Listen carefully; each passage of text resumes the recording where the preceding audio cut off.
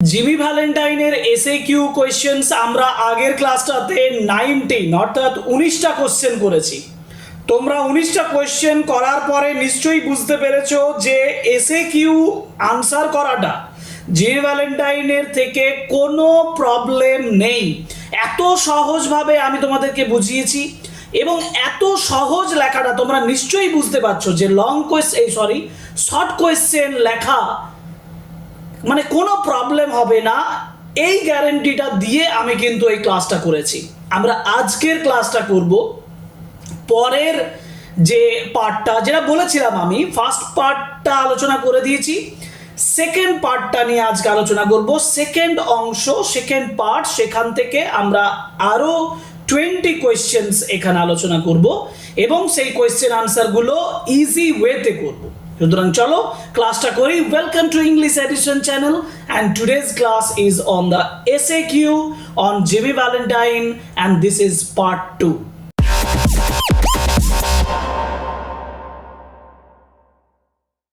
Question number 20, what crime was committed? কোন crime, কোন দোষ, কোন ক্রিমিনাল অ্যাক্টিভিটিটা was committed a week after Jimmy Valentine's release? Jimmy ভ্যালেন্টাইনের রিলিজের পরে কোন ক্রাইমটা জিমি ভ্যালেন্টাইন করছেন? কোন ক্রাইম করছেন মনে করো, মস্তিষ্কে জোর দাও, তাহলে বুঝতে পারবে। আমি একটু মনে করিয়ে দিচ্ছি। 3টে চুরি হয়েছিল। প্রথম চুরির ঘটনাটা এখানে তোমাকে লিখতে বলছে। কোথায় হয়েছিল প্রথম চুরিটা? রিচমন্ড, ইন্ডিয়ানাতে।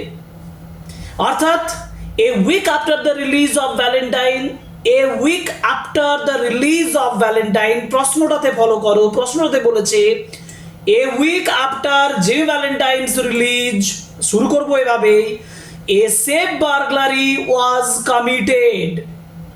এটা দিয়ে শুরু করতে পারি। এটা দিয়ে যদি শুরু করি তাহলে a safe burglary was committed কোথায়? In Richmond, Indiana.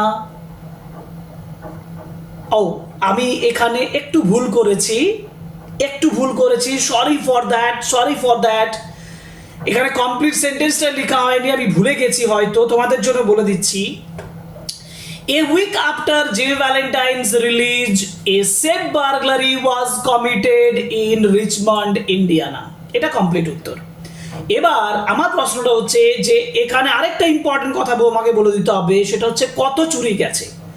$800 were stolen from that safe. Safe মানে সিন্ধুক। $800 were stolen from that safe. এটা কোয়েশ্চেন নাম্বার 20। একটু ইন্টারাপ্ট করছি ক্লাসটাতে। 20-র আগে 19 কোয়েশ্চেন, যেটা আমি একটু আগে বললাম। যারা এখনো 19 কোয়েশ্চেন করনি, নিচে ডেসক্রিপশন বক্সের লিঙ্ক থাকবে, সেখান থেকে ভালোভাবে তৈরি করো। যারা এখনো জিমি ভ্যালেন্টাইনেই পড়োনি, আমার ক্লাসটা জিমি ভ্যালেন্টাইনের 3টে পার্টে আমি ক্লাসটা করেছি। 3টে না 2টো ঠিক মনে পড়ছে না, ওটাতে করেছি।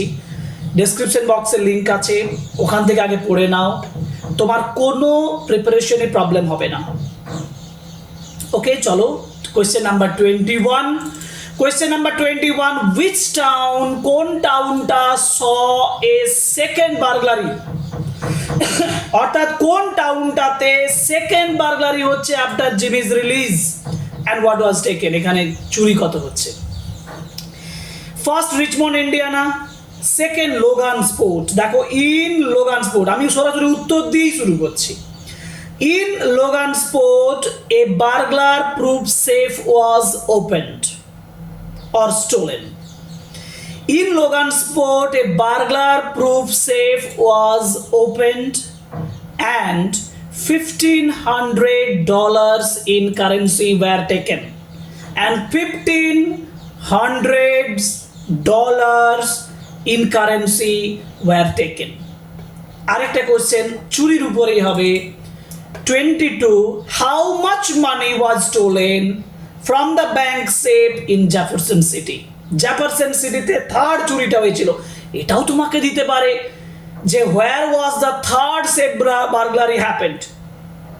তাহলে third burglary occurred in Jefferson City, JEFFERSON, Jefferson City। আমি এখানে লিখবো how much money was stolen from bank safe $500 $5,000 $5,000 ছিল $5,000 in bank notes were stolen from the bank safe in Jefferson City. এবার তুমি বলো, যেটা আমি ফার্স্ট ক্লাস থেকে শুরু করেছি, তোমার কি মনে হচ্ছে না এই তিনটে কোশ্চেন জুড়ে দিলে একটা কোশ্চেনের উত্তর হয়? সেটা হচ্ছে which where the safe burglaries happened after the release of Valentine. Long question হচ্ছে না? Long question. তাহলে তোমার লং কোশ্চেনের জন্য প্রিপারেশন শর্ট কোশ্চেন থেকে হয়ে যাচ্ছে, আর এটাই প্রয়োজন। লং কোশ্চেনের প্রিপারেশন শর্ট কোশ্চেন প্র্যাকটিস করতে করতে হয়ে যাবে। এটা ধরো 3 মার্কসের একটা কোশ্চেন দিয়ে দিল, তার আগে 1 মার্কসের অ্যাডজয়নিং উত্তর এখান থেকে করে নেব আমরা। ইজি, সহজ প্রসেস। অতএব SAQ করার মাধ্যমে লং কোশ্চেনের জন্য অনেক প্রিপারেশন হয়ে যাবে। পরে চলি, হাউ মাচ মানি এটা বলে দিলাম। পরের কোশ্চেন যাব, আরো অনেক এক্সাম্পল পাবো, সেখান থেকে বুঝতে পারবে। Question number 23, who was called to investigate the burglaries and why? কাকে? আমরা জানি বেন প্রাইস কে নিয়ে আছে। বেন প্রাইস হচ্ছে ডিটেকটিভ, এমিনেন্ট ডিটেকটিভ। তাহলে হু এর জায়গায় আমি লিখে দিই, the eminent detective Ben Price was called to investigate the burglaries. And প্রশ্নটা হচ্ছে why? Because why? কারণ he investigated previously, এটা বলতে পারি। অথবা আমি এখানে কি লিখেছি দেখো, Detective Ben Price was called to investigate because he was quite accustomed মানে অভ্যস্ত, he was quite accustomed to such incidents of burglary. উত্তর হয়ে গেল, detective Ben Price was called to investigate because, কারণ he was quite accustomed to such incidents of burglary. Accustomed মানে অভ্যস্ত, he was quite accustomed যথেষ্ট অভ্যস্ত ছিল, to such incidents of burglary. Besides পাশাপাশি, it may be taken as a reason, এটা কারণ হিসেবে ধরা হয়েছে, that he had arrested Jimmy as a burglar. এটা না লিখলেও চলবে, এই অংশটা না লিখলেও চলবে। ওকে, পরের question, what did Ben Price notice? Ben Price কি দেখেছিল about the combination knob at the crime scene? Crime সিনে combination knobs were jacked out as easy as pulling up of radish in wet weather. বইয়ের line বললাম আমি, মানে knobs, এই যে Ben Price noticed, Ben Price দেখেছিল, প্রশ্নটা did দিয়ে আছে, আমি লিখবো বেন প্রাইস নোটিসড, যেহেতু ডিড পাস্ট টেন্স তাহলে noticed. Ben Price noticed that, Ben Price লক্ষ্য করেছিল যে the combination knobs were removed, combination knobs were jacked out as easily as pulling up a radish in wet weather, quote unquote কোটেশনের ভিতরে বলেছি, pulling up of a radish in wet weather, ভিজে আবহাওয়ায় মূলো তোলার মতন তুলে নিয়েছে। 25, what specific skill, কোন নির্দিষ্ট দক্ষতা, what specific skill set did Ben Price attribute to Jimmy Valentine? Jimmy ভ্যালেন্টাইনের কাছে কতগুলো স্পেসিফিক স্কিল ছিল, এবং সেই স্কিল সম্পর্কে বেন প্রাইস কি বলেছেন? বেন প্রাইস বলেছেন, এটা একটু ইম্পর্টেন্ট এবং জটিল টাইপের, আমার লাইনটা ফলো করো। বেন প্রাইস লক্ষ্য করেছেন that Jimmy had unique clamps, জিমির কিছু আছে ক্ল্যাম্পস ছিল যেটা একমাত্র জিমির কাছেই পাওয়া যায়, unique. So Jimmy had unique clamps which are capable of pulling combination knobs. Combination knob তুলে আনার জন্য যেটা সমর্থ ছিল। He could cleanly punch out tumblers with just one drilled hole. একটা ড্রিল গর্ত দিয়েই এই পাঞ্চ করতে পারে টাম্বলার্স গুলোকে। আরেকবার বলি, বেন প্রাইস বলেছিলেন, দেখেছিলেন যে Jimmy had unique clamps which are capable of pulling combination knobs. He could cleanly punch out tumblers with just one drilled hole. That was the skill of Jimmy Valentine. Next question, what was Jimmy Valentine's alias?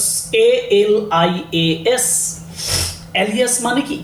alias মানে হচ্ছে অন্য নামে।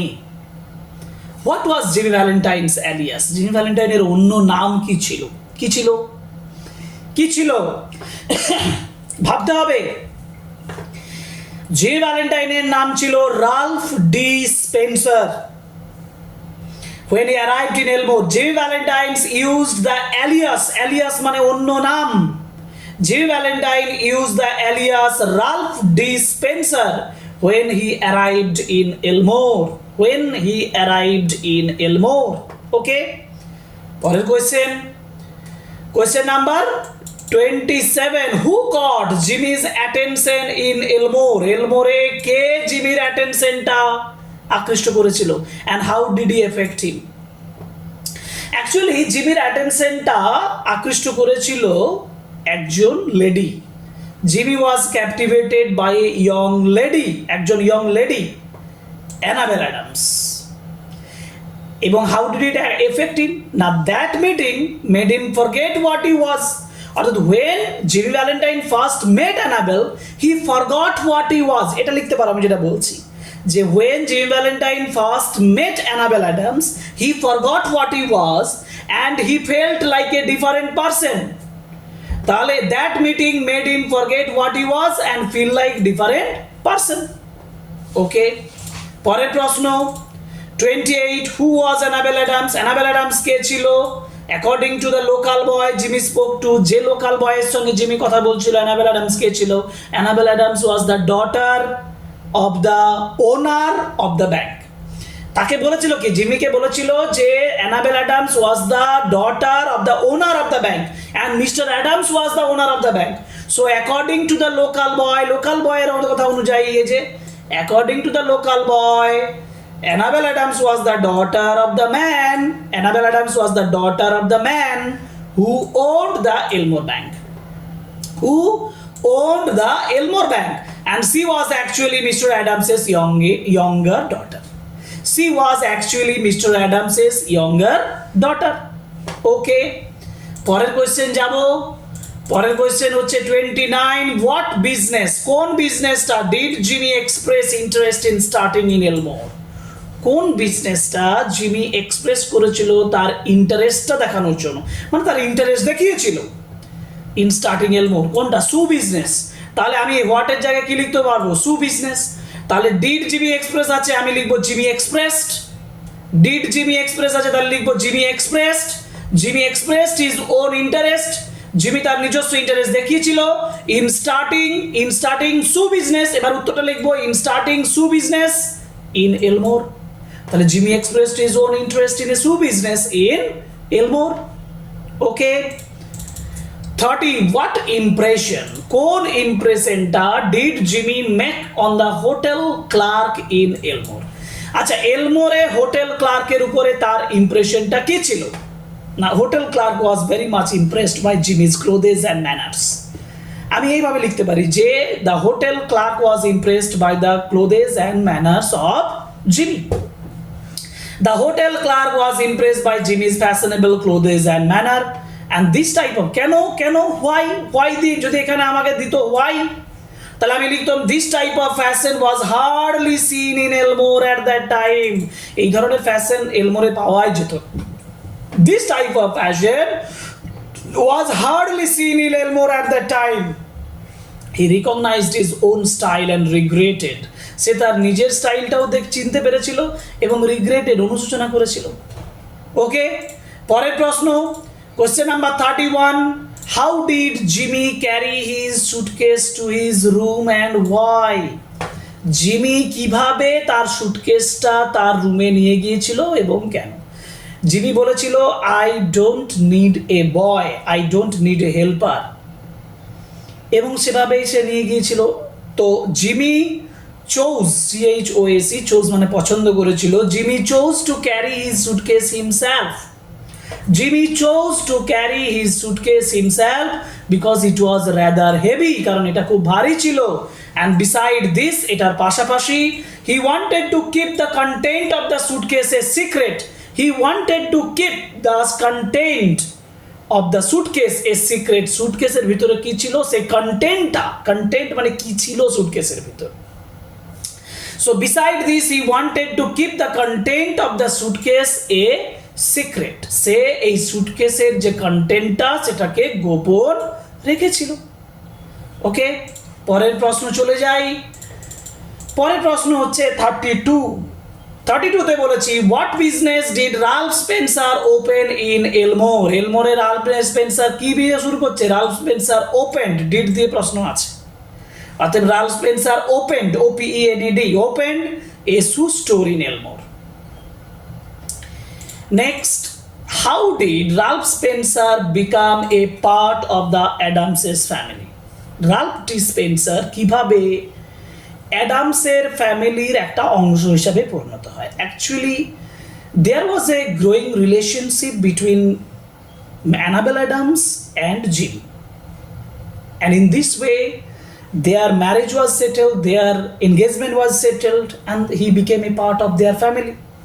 আমি বলবো একটু সহজভাবে বলেছি, Ralph Spencer became engaged to Annabel Adams. Engaged হয়েছিল, Ralph Spencer became engaged to Annabel Adams, mister অ্যাডামসের ডটার, যেটা মিস্টার অ্যাডামসের ডটার ছিল, and they made him a part of the family. তারা তাকে ফ্যামিলির একটা অংশ হিসাবে পরিণত করে। So Ralph Spencer became engaged to Annabel Adams, Mr. Adams' daughter, and they made him a part of the family. Okay? পরেরটাই যাই, who visited Elmore? কে এলমোরটাকে ভিজিট করেছিল after Jimmy Valentine wrote a letter and why? কে visit করেছিল? Detective Ben Price visited Elmore. Detective Ben Price visited Elmore to investigate Jimmy Valentine. জিমি ভ্যালেন্টাইনকে investigate করার জন্য। অ্যাজ যেহেতু he suspected Jimmy had resumed his old ways, and he suspected that Jimmy had done all those burglaries, কারণ সমস্ত চুরিগুলো Jimmy করেছে এটা সে সাসপেক্ট করেছিল। So detective Ben Price visited Elmore to investigate Jimmy Valentine as he suspected Jimmy had resumed, Jimmy শুরু করে দিয়েছে হিজ ওল্ড ওয়েজ। পরের প্রশ্ন, what did Jimmy tell Annabel? What did Jimmy tell Annabel was inside his heavy suitcase? আচ্ছা, Jimmy যখন Annabel জিজ্ঞেস করছে না, যে অ্যানাবেল জিমিকে জিজ্ঞেস করছে যে মনে হচ্ছে it seems the suitcase is full of bricks, তখন জিমি তাকে বলছে যে গোল্ড প্লেটেড, নিকেল, না একটু ভুলে যাচ্ছি, আমি টেক্সট দেখে নিচ্ছি। Jimmy told Annabel that the suitcase was filled with nickel plated shoe horns. Yes, nickel plated shoe horns. So Jimmy told Annabel, Jimmy অ্যানাবেলকে বলেছিল, জিমি টোল্ড অ্যানাবেল দ্যাট, যে the suitcase was filled with, সুটকেসটা ভর্তি করা হয়েছিল with nickel plated shoe horns, নিকেলের প্লেটের shoe horns দিয়ে। পরের question 36, what new feature had been added to Elmore bank? Elmore ব্যাংকে কোন নতুন ফিচারটা আনা হয়েছিল? না, the Elmore bank had already recently installed a new safe and vault, a new safe and vault with a patented door, চকচকে দরজা and a time lock. So the Elmore Bank had recently installed a new safe and vault with a patented door and a time lock. Okay. Next, 37. Who accidentally locked Agatha inside the bank's vault? ব্যাংকের ভল্টের ভেতরে কে অগাথাকে lock করে দিয়েছিল? উত্তরটা হচ্ছে অগাথার sister May. Agatha's sister May a girl of 9 years, accidentally locked Agatha inside the vault. খুব সহজ দেখো, who accidentally locked? আমি বললাম Agatha's sister May accidentally locked Agatha inside the vault. Okay.